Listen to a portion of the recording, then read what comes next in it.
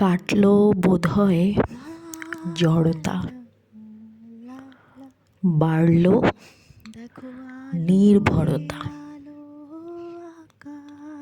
পেলাম প্রকৃতির আলিঙ্গনে নতুন এক দিক।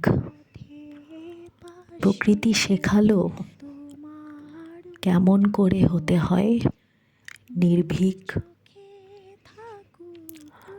জগতে যদি চারপাশে থাকে শুদ্ধতা, বোধহয় সবটাই আলো। দিন শেষে বলবো, পৃথিবী বদলে গেছে, যা দেখি নতুন লাগে।